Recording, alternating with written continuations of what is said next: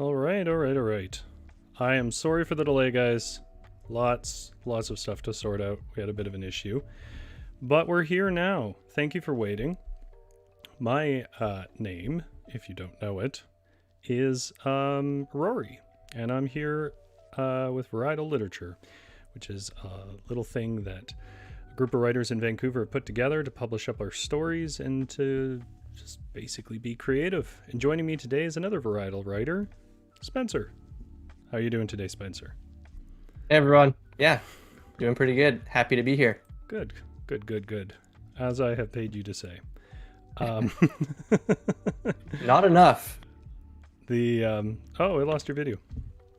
There you are. Right. So, the chat's going to take a minute to catch up. Chat, let me know if somebody's, audio is way out of whack, or if you need me quieter or Spencer louder or the music quieter or anything like that. Let me know. Unfortunately, I can't check that myself. So I'm just going to tell you guys really briefly what we're doing today. It'll be a bit shorter of a stream because we're a little more organized. We're going to do a lit game, of course. The lit game that we're going to do is... There you go. The lit game that we're going to do is a Madlibs, but with famous passages from literature. Thank you, Suki, for letting me know the sound is working. Madlibs. Spencer, have you ever played Madlibs? I mean, not since I was a kid. It's been a long time. Me too. The basic principle of Madlibs is you take a story and then you take out certain key pieces like, nouns and verbs and so on. And then a person who doesn't know what the story is fills them in. And as they come up with all these words, and then I'm going to slot them into the story. Now, normally Madlibs is like stories like I fed my cat and then I was late for my bus or whatever, and then it's very much for kids. It's silly, in a good way. But what we're going to do instead today is I have pulled words out of famous passages in literature, and we are going to do the same thing. So obviously, since I pulled the words, I can't really do it myself. So Spencer is going to do that. And when we get to the end, I will plug it all in, and then I will read you the passage. And we're just going to try it today, see if people like it or not. And if it doesn't work at all, then it's usually still funny. So the first thing, though, is something that multiple people requested from us, which is book recommendations. So let me get my title card here. I have title cards now, Spencer. Wow. We are moving on up. And my title card. This is my Spencer can't see it yet.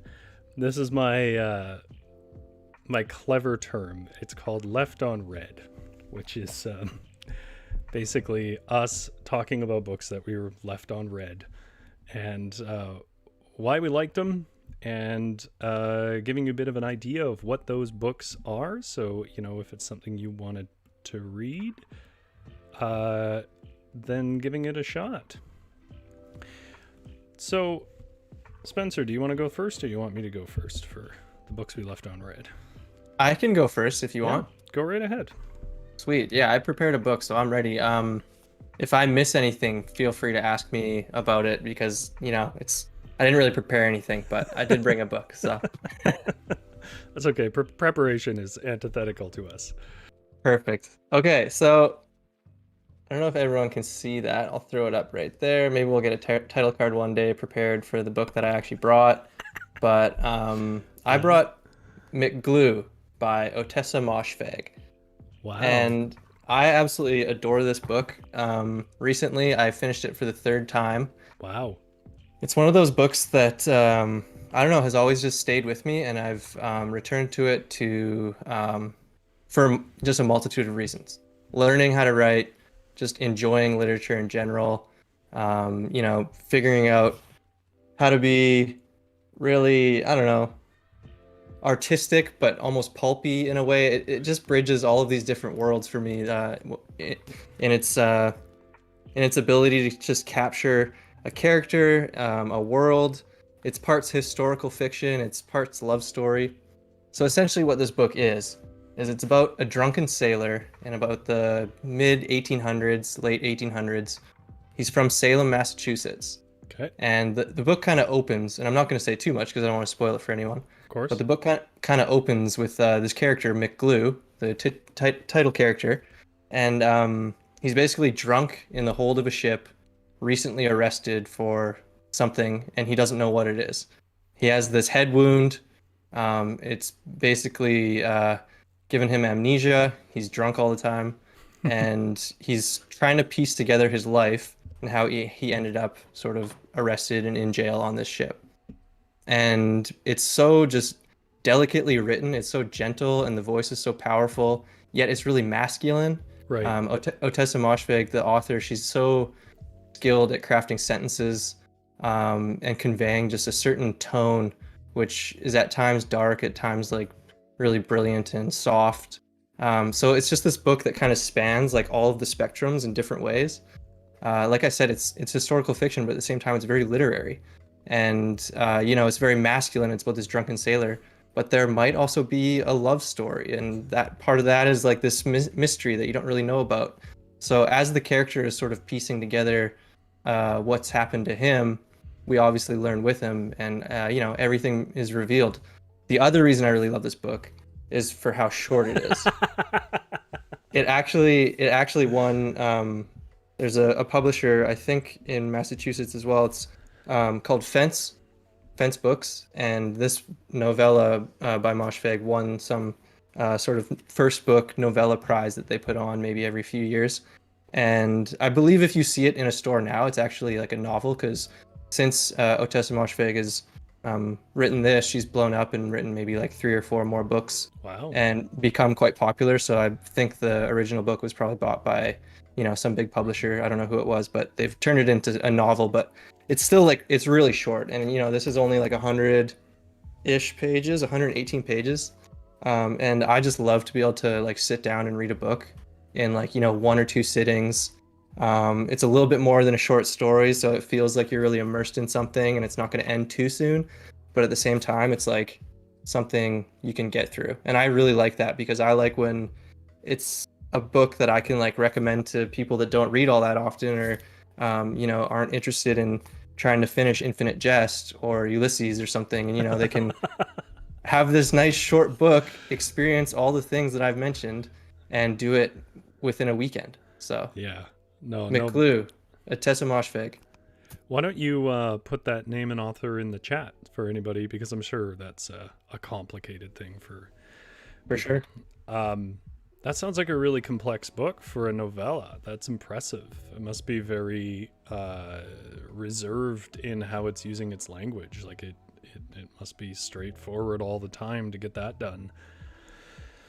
It absolutely is, yeah. And I think that's one reason that it's so good to return to as someone who's trying to be a better writer, is like, God, it's only 100 pages, but the amount of work that's done is so economical, and yet, I don't know, it's just so brilliant that it's really worth returning to. So, yeah. It sounds super cool. I'll admit I have not heard of it. So the book that I left unread that I really enjoyed is a total literary classic, depending on, frankly, where you live. Most people over here haven't really heard of it. I hadn't really heard of it. I came across it in the strangest way, which I'll explain in a moment. But it's Osamu Dazai, No Longer Human, which is actually, it's originally written in Japanese. It's written, I think, in the 30s and 40s.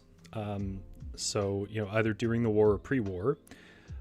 It's a very dark book. Like, I'm hesitant to recommend it to people because of how, bleak it really is. The reason why I really like this book is, well, first of all, I tend to like existential novels. I like Camus, and if you corner me, I might admit that I like some Kerouac and Yeah. Nelson Algren and stuff like that.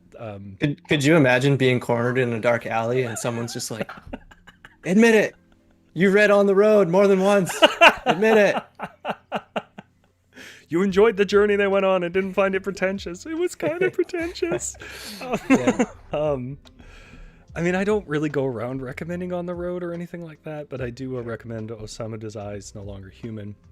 It's a short read, and the thing that I think really stands out for me as a writer, because I do find just hearing how people talk about books that I read books a bit differently. Maybe you've noticed that about yourself as well. You mentioned when you were talking about McGlue that part of it was like learning how to write. And I think it's hard to break out of that mindset when you're reading. And the thing that I sort of, maybe envy is not the right word, but admire with a grudge, is Osama Desai has, admittedly I'm reading a translation, but the prose, the best I can say is it reminds me of the same kind of discipline that haikus have. They are short sentences. They are to the point. But still take avenues for description and internal monologue and stuff like that. There's such restraint in thought in every word that you can feel in that book, that while it is a short book, there's nothing really short about it. I really, because I didn't encounter it in high school when we were asked to piece this stuff apart and looked at traditional interpretations, because it's not an English language book traditionally, though apparently it is a book you read in Japanese schools. I don't really know all the depth there is to mine in it, but on principle, what is it about? It's about a sad guy who has always felt somehow disassociated from his own emotions and the people around him. Not quite in a psychopathic way or anything like that, but still a kind of coldness and dissociation. And in the book, I mean, it's one of those, it's from that era where writers were really kind of just writing about themselves. Osama Desai story heavily mirrors it in a lot of ways, but it also takes some deviations. I won't spoil the book. I will say it's a bleak book. I would not read it if you were already down. It is not something that cruises towards happy endings or anything like that, but the prose in it is gorgeous, and the way that it takes small moments and interactions and then runs this character who just feels no longer human against them was so interesting to me. And yeah, and I'll say it again, the prose, I just envy the discipline in the prose. So yeah, that's Osama Desai's No Longer Human. I will say too, it reads fairly modern, which surprised me. When you read books from the 40s, they usually have certain anachronisms and there's a way that it feels different, but not this one. Yeah. I think in total, you can see that the pages aren't even full. Like, they're pretty. Right, yeah. And in total, I think there is maybe less than 200 pages. Yeah, 177 pages. I will say, though, like, it has a Steppenwolf feel, if anybody knows what that means. If you've ever read that, not the band. The thing that the band got the name from was a book. Yeah. I don't think it's as whiny as Steppenwolf was. I did kind of like Steppenwolf, but it got pretty self-involved. So like, if you really hate those kind of stories that aren't really plot forward, not that it doesn't have a plot, then I think maybe it would be a book that frustrates you. But if you are a person who enjoys those more exploratory literary things that they were doing a lot, pretty much from Hemingway up until the second wave beats, I think you would like it. Yeah, I've heard about that book, and actually you recommended it to me a long time ago when we first kind of met and started our writing group. I haven't got around to reading it, but I do have a copy, and I've heard that Yeah, it's I have the same copy that you were holding up there, and it's actually, according to some people, like, yeah, it's too accurate a portrayal of depression or what it might be like to be so dissociated, like you said, that it like turns people off apparently, which is an interesting sort of mythology to have around a book, because it's almost like, I mean, that's a shame that that would turn you off and like you don't want to read it because of that, but at the same time, it's like that is amazing that it can do that too. Yeah, I think I've run across this with a lot of stuff because I'm a person who has some issues with depression. So, you Yeah, know, you look for stuff that you feel, at least on some level, understands you. And I think sometimes that skews my recommendations a bit, because yeah, I've come to learn that people who aren't in that headspace sometimes, or a lot of times, don't understand why someone is so dark all the time, right? Like, and yeah, it definitely is. It's, I wouldn't say a thing where you come out walking away feeling anything close to good. Um, I compare it a bit to Bukowski's Ham on Rye, which is a book that I don't generally recommend because I don't want to be associated with Bukowski, because he was a monster. Um, but that's exactly what makes that book good, because he's self-aware and insightful on who he is. So like, right. you learn about a headspace that normally isn't honest with itself, and I think that's appealing. That the whole following though about like him being some sort of poetic genius, I don't really get behind that, but Ham on Rye is an interesting book because it just gives you insight on somebody who you don't normally get insight on. Right. So there literally will never ever again be a venue for me to bring this up. Okay. Like this is but so something I've noticed, because I do, if you hold up the cover of that book, just kind of like off to the side of your screen so that everyone can kind of maybe go zoom out a little bit so people can see it. So there's these other two books, The Stranger, The Outsider by Right. Camus, and Less Than Zero by Bret Easton Ellis. And I haven't read No Longer Human, but these are all books based on characters that are sort of dissociated. And I just look at the covers. They all have the same cover, and I feel like that's not a coincidence. I think I'm onto something here, some sort of conspiracy where whoever's designing these covers is just, they're all informing each other. Like, I don't know what came first, probably The Outsider, The Stranger, Yeah. and then No Longer Human, and then some hip LA artist was like, Bret Easton Ellis, Less Than Zero, let's do it. Isn't that crazy though? Am I the only one? No, and it's weird that you should say that, because in a lot of ways, L'Étranger is a very similar format. Okay, yeah. I wouldn't say it's a similar book exactly. It's a similar format to what the themes of the book are. Though I think that Camus more was making the point that the world's the problem, whereas No Longer Human is very. I have not read any Bret Easton Ellis actually. Right. I was not that I don't intend to. It wasn't high on the list. I'm curious about, for example, American Psycho, because I've heard that if you can deal with the gore, it's interesting. I maybe I'm a little traumatized because I'm a little bit afraid that it's going to wind up being like when I tried to read David Foster Wallace, and I could deal with his complexity. I couldn't deal with, and I don't want to dig into this because if anybody ever watches this later, I'm going to have comments filled with defenders and so on. I feel like he is exploitative of things that he shouldn't be, and sometimes frames up as if he is being concise and insightful what is just basically douchebaggery. Right. That is not a good way to say this. If I'm trying, Hot take. yeah. Yeah. Well, okay, so that's Left on Red. Those are our recommendations. They're in the chat if you missed it. Suki says that Maglu by Otessa Moshfegh sounds like a good read.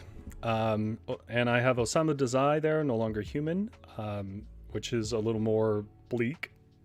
But if you can handle bleakness, I think it's really, really inventive prose and ahead of its time in many ways. I know Osama Dazai wrote another book called, I think, The Rising Sun, which was something about Japan as a whole, and I have not read it.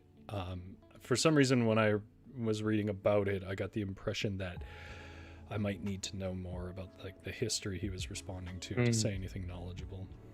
Isn't that interesting sometimes how like you can read a book by an author and absolutely love it and then just never really get around to their other books? I don't know if it's like I don't want to ruin what I like about the author, or if maybe I'm like saving them. There's probably different reasons, but that happens to me all the time. I think it's just like once you've dipped your toe in and you get a feel of who they are and what their themes are, the odds are most writers don't write so far outside of their range, right? Like I ran into this problem with Hemingway. I've liked everything that I read from Hemingway, but I have not read everything from Hemingway because there was a point at which I was like, well, it's a Hemingway book. I kind of like I may not know specifically what's going to happen, but I get it. And that's not a knock on Hemingway. I mean, good on him for writing as long as he did, but he was a huge inspiration for me early on too. So this isn't me saying like trying to do a hot take on Hemingway as not great or anything. I think he defined a lot of things that we take for granted in modern literature now. You know, if you read what was before him, it certainly was not something a person at a train stop could pick up and read, whereas most books strive for that now. So I do like still support him, whatever that means. But yeah, there was a point at which it was pretty, Kevin Chong put it in a good way, pretty mannered in the way he wrote, because he was so insistent on never going into characters, only staying outside. And I think sometimes that just led to books that started to feel more and more like stage directions. Right. At least from my modern eyes. Well, that was fun. That was Left on Red. Those are books that we left on red. So now we need to get the lit game. This won't take as long as our normal lit games for people out in the crowd. This is a little more simple. We're not writing our own story. What I'm going to do is take some passages from famous literature, and then we are going to have Spencer here come up with some words. I'm going to swap his words in, and we are going to ruin beautiful literature, actually. That's the only way this is going to go. So what if we improve it though? Like, what happens? Do we submit? Do we get money somehow? I think so. Yeah. Okay. Just making sure. Yeah. I'll call my agent. Perfect. Yeah. I'll just get your agent to talk to my agent, I think, and then they can sort of figure it out. I just set up a separate Gmail account called like Rory's agent at gmail.com. You don't have that already? Okay, so let me just pull up what you're typing in there so people can see. Should I have started? And yeah, you can start whenever you want. So for number one here, I'll just show what he's looking at here. For number one here, we have nouns, a verb, geographic location, so on. It goes up to 19. It's a bit of a longer passage. I know what the passages are. Spencer does not. And he is going to put in any sort of nouns and verbs that come to mind. But while he does that, I'm going to give you a little bit of a writing tip, and he's going to let us know when he's done. So we don't get to see what he's doing just yet, because it is time for unqualified advice. There's my other title card. Unqualified advice is based on some requests I got from people. They wanted to know more about like process or how we make decisions when we're writing. I want to be clear. I probably am not qualified to be giving advice on that. All I really do is write. I don't have any experience being like a creative writing teacher or anything like that. nor am I an editor or anything like that, and editors are almost definitely better at this. But there are little things that I think I can give you, and well, Spencer writes up his stuff there, his stuff for the Madlibs. I'm going to give you some unqualified advice about how to write if you want to write. A lot of this, by the way, is borrowed from classes I took. So, let me bump the size up on this text here for a second. Hopefully this doesn't do it for the whole document. If it does, I'm sorry if everything gets a lot larger. There we go. Okay, so, chat. I'm going to read you a sentence here, and then I'm going to talk about what's going wrong with it and how to make different decisions. And in doing that, what I'm going to try and tell you is, like, how does a writer decide what to describe, and what happens if they don't take the time to make that decision. So, the sentence that we're going to start with is: the large brown Labrador with one blue and one green eye splashed into the clear cerulean blue fresh lake with a surface broken by white snow-like crests of waves, and rigorously paddled upward against the consuming black void of the lake bed, woven with lily roots and unseen silvermere fishes. Now, on first pass, you may even be, Roy, that's fine, I think that's very pretty, or whatever else. But the problem here is, I'm pretty sure that anybody reading this, by the end of the sentence, is not going to remember what this is about. Because what's happening here, and I'll sort of highlight one for you, is we have many things, whether it's verbs or whether it's nouns, that are absolutely stacked with adjectives and adverbs. Now, adjectives and adverbs, I think the reason why people who are new to writing really love stuffing these in is I remember that in elementary school and so on, when I was learning creative writing, they tell you to do that. Describe, describe, describe. I think maybe that's a good place if you're new to writing, to get used to a lot of description, because I think it's the one thing we don't generally do in speech. But on that point, writing is a form of speech. And what can happen in writing is people separate the text on the page too much from how they talk, to the point where a person who is essentially interpreting that, running a voice in their head, and trying to make sense of what you're saying can't do it. So the problem here is too many adjectives, too many adverbs, too many things explained. So let's start with this first one here. Large brown Labrador with one blue and one green eye. Then it goes splashed into the cerulean blue fresh lake with the surface broken by white snow-like crests of waves, and rigorously paddled upward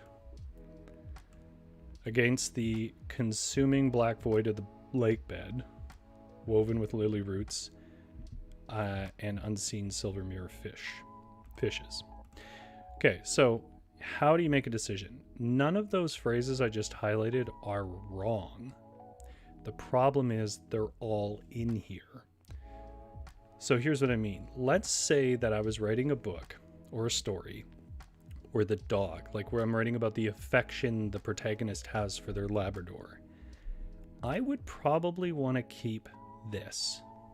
Large brown Labrador with one blue and one green eye, because that's where I want people to get a clear image of what the point of the sentence is to tell you about this dog and the way that the person sees it. What I don't really care about at this point, if I'm trying to talk about a dog, is any of this. I don't care exactly what that lake looks like. It works perfectly fine to just say, a pastoral lake or something.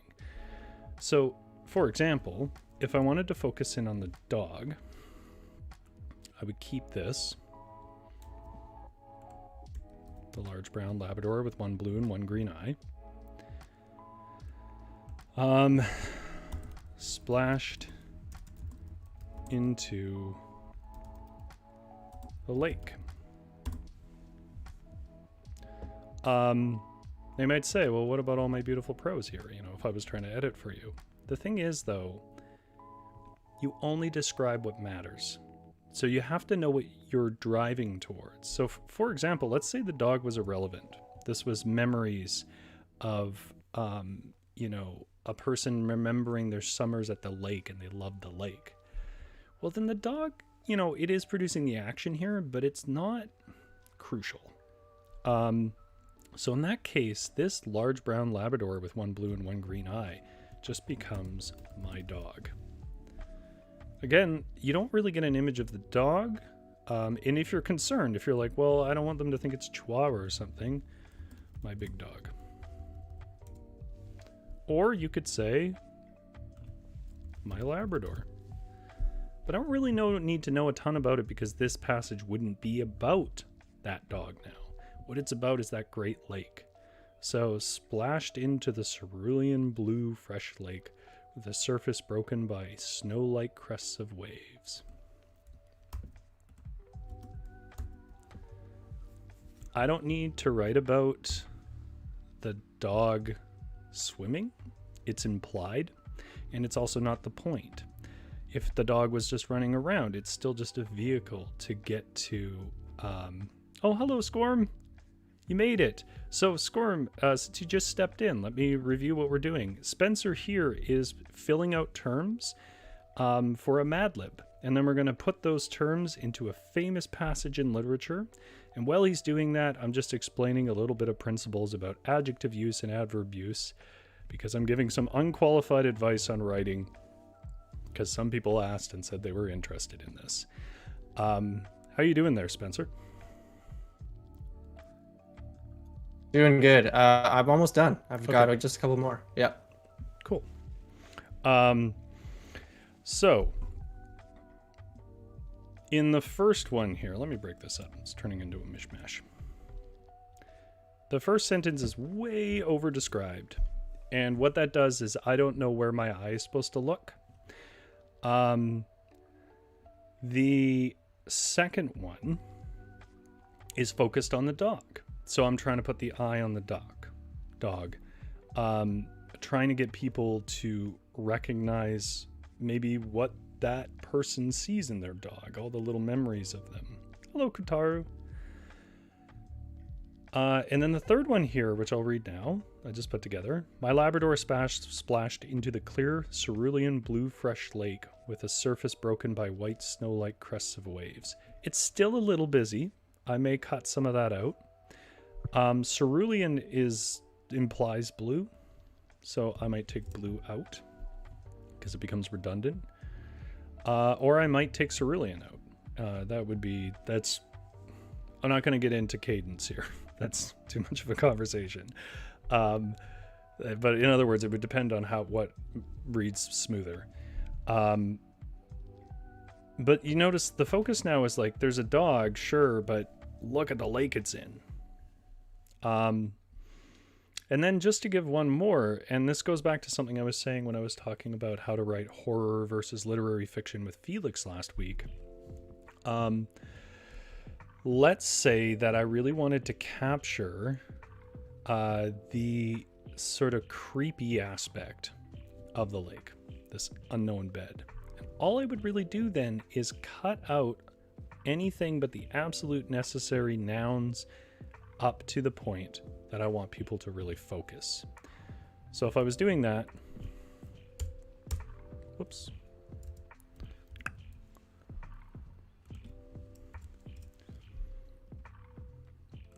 I might say, my dog jumped in the lake. Super simple, run, Jane, run kind of sentence. And then, and rigorously paddled upward against the consuming black void of the lake bed. Make that a proper thing. Woven with lily roots and unseen silver mirror fishes.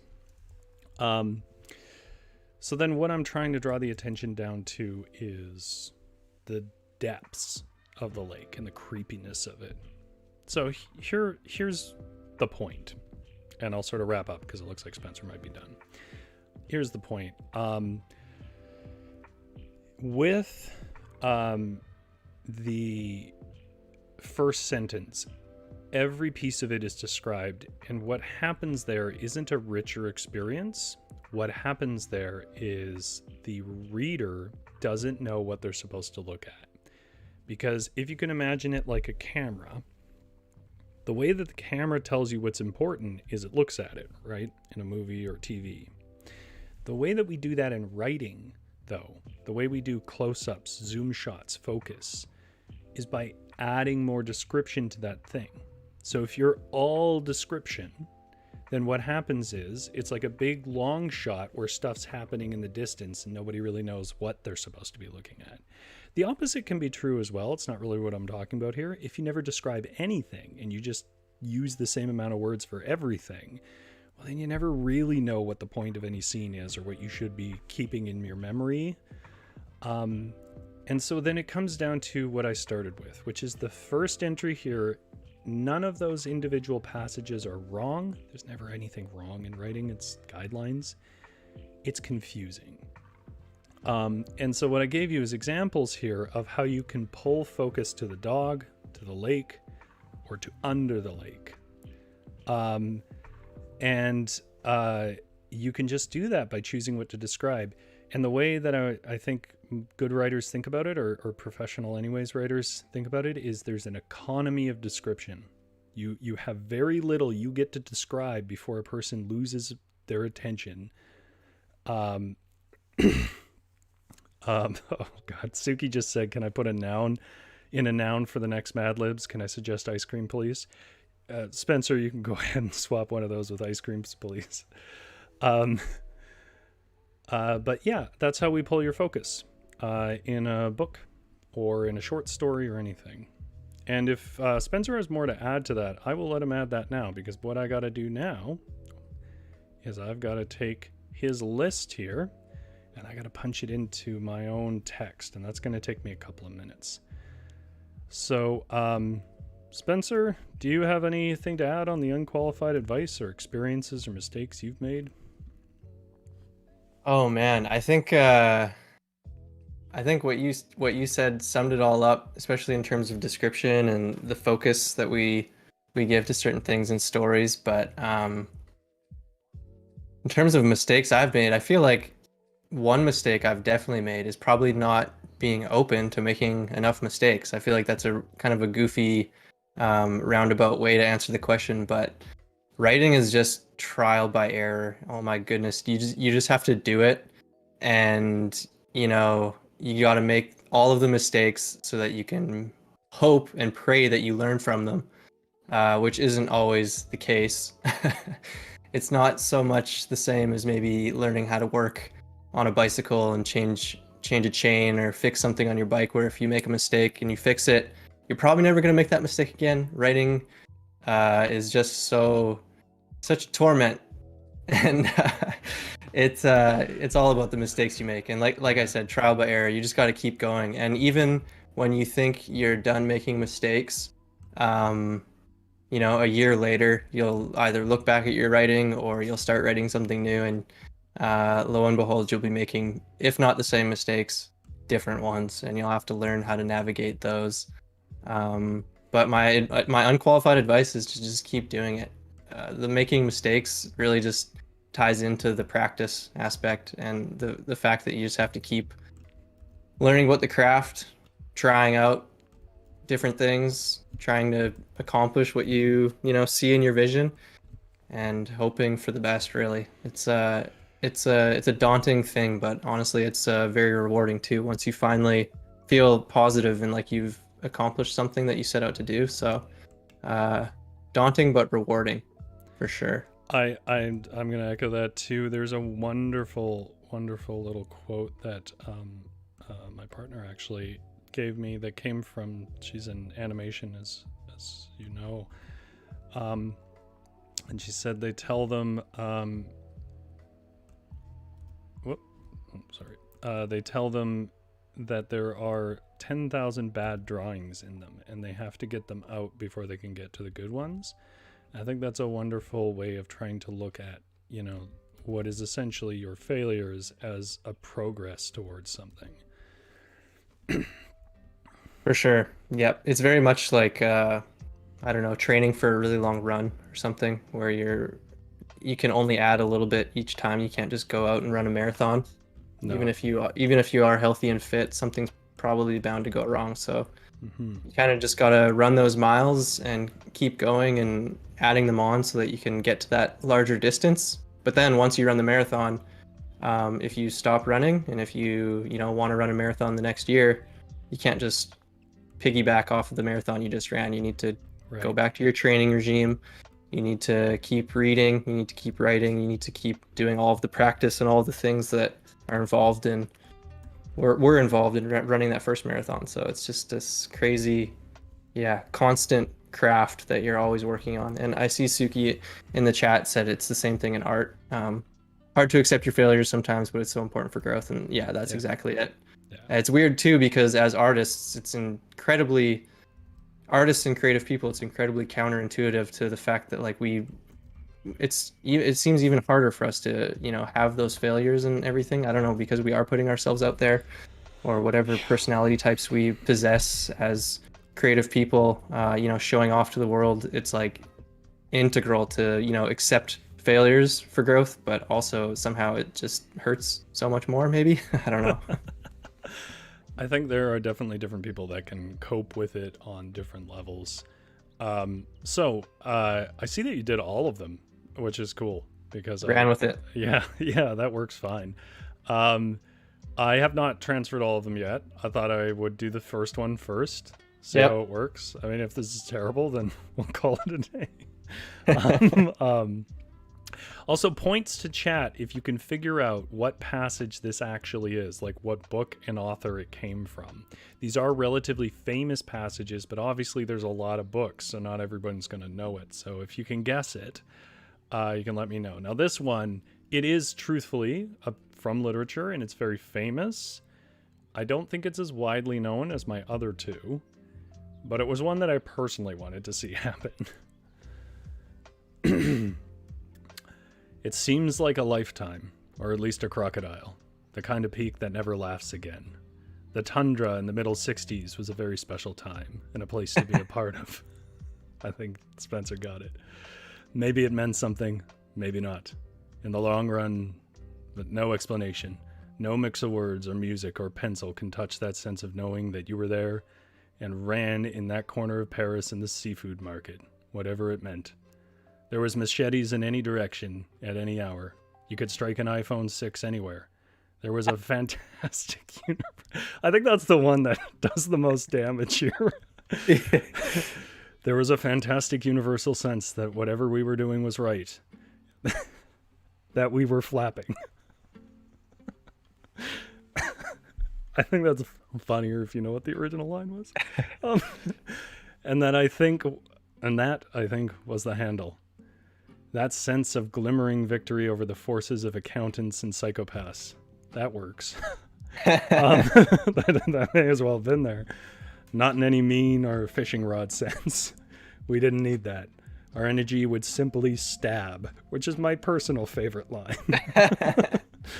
Stabbing energy. Wow. Yeah, my energy would stab you. Get my agent on the phone. There was no point in fighting, on our side or theirs. We had all the momentum. We were caressing the crest of a high and beautiful wave. It's weird how much that works in the music of it. So now, less than 5 years later, you can go up on a steep hill in the bodega and look west. And with the right kind of eyes, you can almost see the boyfriend. That place where the boyfriend finally broke and saw back.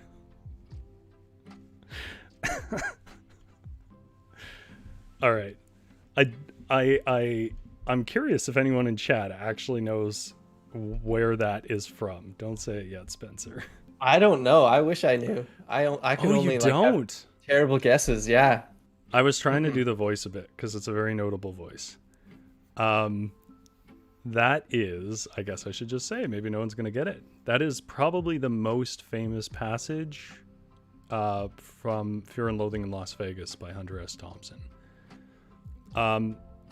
If it wasn't so long, I would read the original. But I think it's just too long. All right. This next one's a little shorter, so give me a second.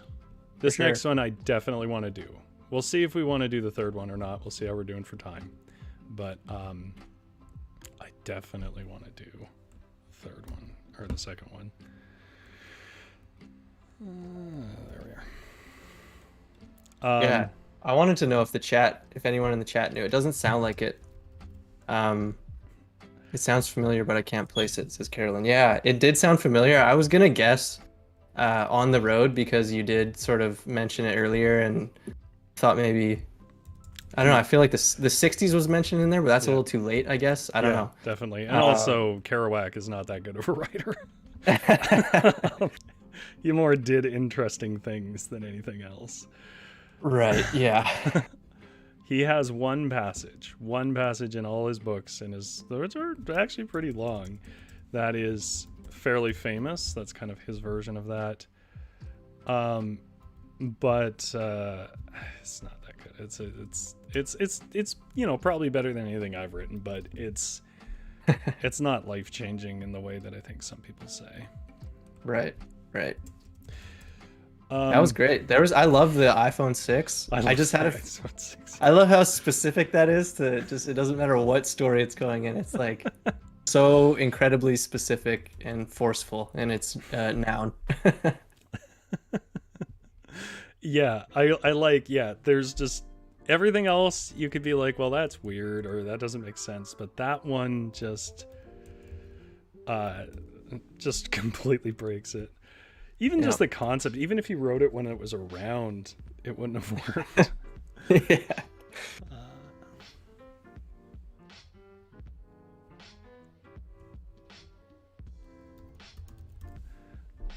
Almost done here. So. It sounds like, no worries. It sounds like Nathan maybe knew it was Hunter S. Thompson. I know you already spilled the beans, but he should have. Yeah.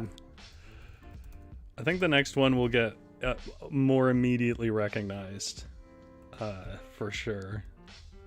Yep. It's cool. I'm finding out in the chat that we have songwriters and artists. Oh, really? We have a songwriter? It sounds like there's no other. Maybe there's a writer or two.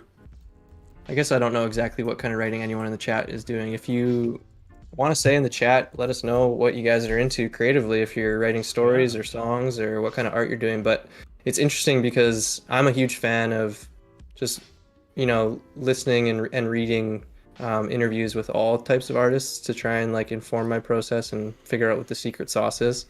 I think my favorite thing is exactly sort of what I was saying about that quote from my partner, where it's something made for another art, but it's a way of looking at things that really somehow I can translate into my own process and stuff. Yeah, exactly. The iPhone 6 was a monster. I had one roughly 1 billion years. All right, the next one's ready. And I just want to say, because I know some of the people in chat, I'm sorry. Because I know this is one that is close to some of their hearts. Uh-oh. Let's see if we're about to get canceled, I have a feeling. You're going to know it immediately, I'm sure. Don't set me up like that. Don't put that kind of pressure on me. Nah, you are. There's no way. I think even if you've never encountered it before, you would still know it. All right, let's find out. Getting my headspace. An actor's about its process. There are no small roles, only small actors. Inhabit the space, Rory. Inhabit the space. To cook or not to cook? That is the question. Whether 'tis nobler in the trampoline to suffer the slings and gold medals of outrageous fortune, or to trip against a sea of troubles. I don't know why that got me. It was just such an understatement. And by it, I'll get through this. Or to trip against a sea of troubles, and by opposing punch them. To die, to steal no more, And by a sleep say we end the heartache and the 1,000 natural children that flesh is heir to. That works. 'Tis a rocking devoutly to be wished, to die, to sleep, perchance to dream. Aye, there's the meat bag.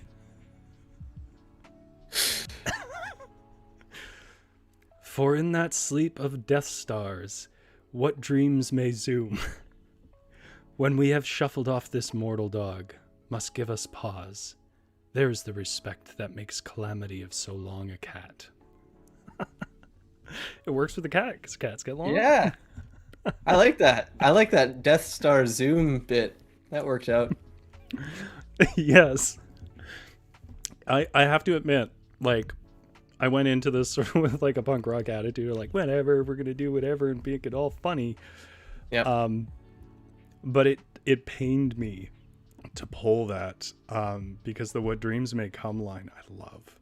Mm-hmm. For those who don't know, I see that Suki already got it. Yeah, obviously this is Shakespeare, and this is Hamlet, and this is a speech that he is giving about whether he should commit suicide. There's the meat bag. Hashtag there's the meat bag. By the way, yes. The original line is there's the rub. Meat bag might be better. I mean, I have one more. What do you think, chat? Do you think we should do one more, or do you think we should call it? I'll give you guys a chance to speak up if you guys want to hear one more from another piece of famous literature. I will put it together. Otherwise, we'll look at wrapping up a bit. Well, I'm waiting for chat to catch up. Let me just say that next week, unfortunately, my job is an essential service, and it is requiring me to travel, not too far within my province, but I do have to travel. And unfortunately, the bandwidth at hotels is not great, and streams are extremely demanding on bandwidth. So, like, I could technically stream, and it would probably be a stuttering mess.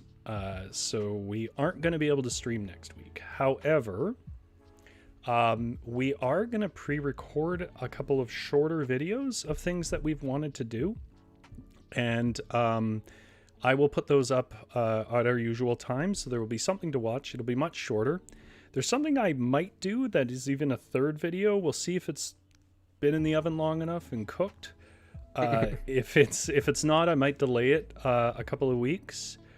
Oh, what the hell? Why am I being secretive? I'm going to do it eventually, Spencer.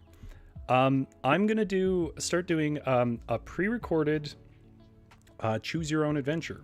And nice. I will read a section that's, sort of an adventure story or something like that.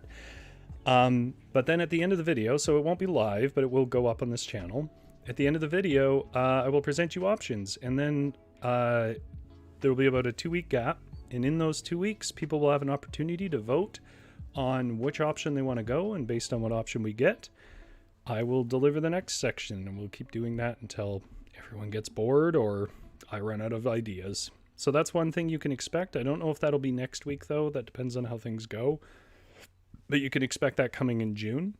The other thing you can expect coming, if you've been following our streams, is Avalon is going to do her secret romance story thing, her postcard romance story, which sounds super fun. And it's going to involve you guys in chat, or if you're on our Instagram or Twitter at VarietalLit. You can offer up your name. She will need your full name, but you can offer up your name and she will work you into a little romance story, or we can do it in the chat here. That's something you can look forward to in June. And we're also going to do some more readings. If you didn't see it already, I read The Sands of Tanari a couple of weeks ago. It's on the channel. And then took questions afterwards. We may even be doing a bit of a reading next week. Unfortunately, it won't be live because I will be in a hotel. But if it will involve some questions and discussion. So what's the vote in there? Sounds great. Everyone's down for one more, and so am I. I think okay. I was just getting warmed up by the time the third batch of words came around. So hopefully this one. Yeah. If you're down, I'm all into it because basically it was one of those weeks, and there were some people who had a bad day. So give your best wishes to Felix and Avalon. They both had a bit of a rotten day for reasons I won't share here, but and they were unable to make it. And so Spencer very kindly stepped up. So I don't want to take too much of your time, Spencer. But if you're cool with it, I'm cool with it. This one shouldn't take as long as the first one. That was the longest one. Yeah, no problem. Take your time. I'm just happy to be here. Excited for all the things that the varietal is cooking up. It's exciting. I hope to have a story to post someday soon, and I have a couple stories that exist. So maybe I'll do like a reading eventually too. Good. Of something that is already in existence to take a little bit of the pressure off.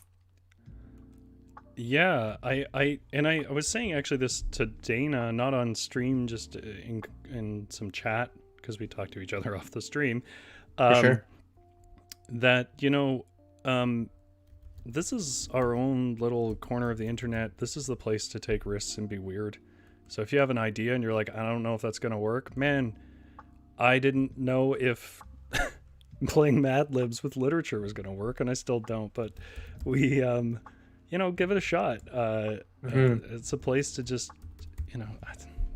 we're not Penguin Publishing. I'm not betting the house on this, on us being, everything we write, making us $1 million so we can. Yeah, that is fun. Actually, that's another thing, some unqualified advice is it's all about experimenting and trying new things out. And it seems to be the case that usually the thing that you're not taking super seriously ends up being the one that, I don't know, gives you the most satisfaction in the end, and the one that kind of resonates with other people. Different projects seem to be created in that sense. So, yeah, more unqualified advice. I agree with that. Whimsy is really important. It doesn't matter what you're writing. Like, you could be writing the most serious, dark topic there is, and if you lose your whimsy, it won't work. At the end of the day, all the high-minded things that people say about writing and art and whatever, it is fundamentally just entertainment. Like, it's fun. Whether it makes you think or not is nice, but that's not the only concern. That's right. Yeah. So yeah, I mean, it's keeping that kid alive in you. For sure. And being willing to play around, and being open to having the kid alive, I guess. Yeah, for sure. Yeah, and not giving it crap when it runs into a wall. Which it will, for sure. Yeah, no kidding. It's gonna be nuts. And I will say that's a bit of a habit. So if you're a person who's used to sort of being clammed up, one thing that helps you in your art is getting used to being open more in general, and then it becomes easier and easier to do it on command and when you need to. It's true. Yeah, definitely. That was something I worked on kind of in my late 20s. Just learning that, like, you can't, if you isolate all your emotions away from every interaction in the world, you can't necessarily access them like that when you're trying to write. And when you can't do that, you just can't. You're creating little paper cutouts of people. They have no depth. For sure. Yep. That's totally true. All right. Squirm says, the old "should Jason Todd die?" Can I get behind that? Who's Jason Todd? Do you know? Suki says, I hope both Avalon and Felix feel better soon. I hope they do too. I think, yeah, I hope they do too. I don't know these people, but I'm rooting for them. Well, Scorm, if you go back and watch some of our other streams, you'll see Avalon, you'll see Felix. I'm not sure if they've been on a stream together. I don't think they have, but you'll see them. Scorm says, that can be annoying though. About 10 years ago, I put out a joke song called Peanut Butter Mountain, and that was about nothing, and everyone I knew loved it. Yeah, but that's meaningful, right? Like, I think that really kind of cuts to the heart. Like, you know, if you want just insight, you know, that's what like studies and papers and technical documents are about. Like, if you just want to know something, those exist. People come to a book, whether it's, you know, going to tell them about themselves or whatever, or they come to a story, whether it's in a movie or whatever else, not necessarily always to escape, but in some way to have their brain tickled. You know, whether it's they like the prose or they find the observations unique or whatever else. It's what you do between making money. You know, it's what makes you not just a full cog in a capitalist machine. It's what you enjoy. And if you happen to enjoy things like us writing, well, I'm happy to help. Jason Todd was one of Batman's Robins. They let readers decide if he would die. Wow. So I feel like if you're doing it on that scale, that kind of ruins the magic of the story. Okay, so let's read this last one. Now, this one, I think some people will know very well. I think most people will know what it is fairly early on because there's a pretty good giveaway in it, but may not actually know the passage. And I think more people might know which is shorter, but the version from the film adaptation. But it is again, a deeply touching personal scene where we're swapping in words that Spencer came up with without knowing what passage it was. Because this is Madlibs with famous pieces of literature. Rory, do you want the like list of words up in the frame? No. Okay. I've purposely hidden that because I think it just making sure. Impact. But thank you for checking. Okay, so there indeed lay Cynthia Oakenshield, wounded with many broken arms, and his rent armor and happy axe were cast upon the floor. He looked up as Jeremy came beside him. "Farewell, good software engineer," he said. "I go now to the gymnasium to sit beside my fathers until the world is renewed. Since I squeak now all gold and silver and go where it is of little worth, I wish to part in marriage from you." I had to make a switch there because I realized I made a confusing thing. "And I would take back my ice cream police and deeds at the gate." Bilbo knelt on one knee filled with anger. "Farewell, the stranding under the mountain," he said. "This is a special adventure, if it must end so, and not a mountain of cop cars can amend it. Yet I am glad that I have shared in your perils. That has been more than any Baggins deserves." "No," said Cynthia. There's more in you of Rory's agent than you know." "Child of the kindly airport, some courage and some coffee cups, blended in measure. If more of us valued food and cheer and song above hoarded gold, it would be a red-hot world. But sad or merry, I must leave it now. Farewell." Did anybody know what that is? I think most people know what that is. Let me know, chat, if you have figured out where that's from. Like I said, I think the names give it away. There was some good stuff in there. There was some good. What was your personal favorite? Mountain of cop cars. That was awesome. I think I really like the subtle ones. Like Bilbo, it should have been, by the way, Jeremy. Knelt on one knee filled with anger. Or this is a special adventure, if it must end so. Like it really changes the tone. Like, well, if you're dying, it's special. What was the last one with Red Hot? It said, "If more of us valued food and cheer and song above hoarded gold, it would be a red hot world." A red hot world is cool too. I think I've written that before. Which, of course, the original line is, if more of us valued food and cheer and song above hoarded gold, it would be a merrier world. Mm-hmm. If you didn't figure it out, that's from The Hobbit. That's when Thorin Oakenshield dies. And it is the autobiography of Dwayne "The Rock" Johnson, says Scorm. Nice. It contains, I think, probably one of the most famous lines in literature in the 20th century, in English language literature, which is that if more of us valued food and cheer line.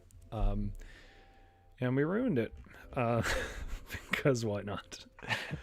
I have to admit, I haven't read any of the works that we referenced tonight. Oh, have you not? No, that's okay. No. They're older. I don't know if I've seen Hamlet. I don't know if I've read it. I performed scenes from it when I was doing theater. Sure. I don't think I always had a really hard time just sitting down and reading Shakespeare. It's a play. I much prefer to watch the play. I